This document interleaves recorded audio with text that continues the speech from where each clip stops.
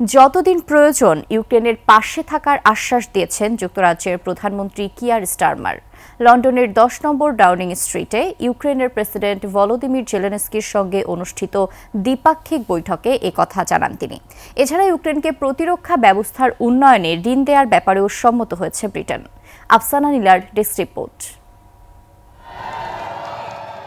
যুক্তরাষ্ট্র সফর শেষে ইউরো সম্মেলনে যোগ দিতে যুক্তরাজ্য সফরে আছেন ইউক্রেনের প্রেসিডেন্ট ভলোদিমির জেলেনস্কি। লন্ডনে 10 নম্বর ডাউনিং স্ট্রিটে পৌঁছলে জেলেনস্কিকে উষ্ণ অভ্যর্থনা জানান স্টারমার। পরে দ্বিপক্ষীয় বৈঠকে বসেন স্টারমার ও জেলেনস্কি। স্টারমার ইউক্রেনে স্থায়ী শান্তি অর্জনের জন্য অটল সংকল্পের কথা পুনর্ব্যক্ত করেন। বলেন, ব্রিটেন ইউক্রেনের সঙ্গে আছে।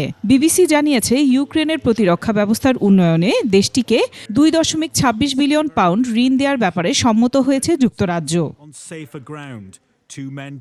সমর্থনের জন্য স্টারমারকে ধন্যবাদ জানান জেলেনস্কি। বলেন, এমন অংশীদার ও বন্ধু পেয়ে ইউক্রেন গর্বিত। যুদ্ধের শুরু থেকেই সমর্থন জোগানোর জন্য যুক্তরাজ্যের নাগরিকদের ধন্যবাদ জানান তিনি। ক্যামেরায় ওয়াও, স্টাইল দেখাও, Xenon X21 পারলে ঠেকাও। ব্রিটিশ প্রধানমন্ত্রীর সঙ্গে দেখা করার পাশাপাশি ইউরোজোনের দেশগুলোর ইউরোপীয় নেতাদের সম্মেলনে যোগ দেবেন জেলেনস্কি।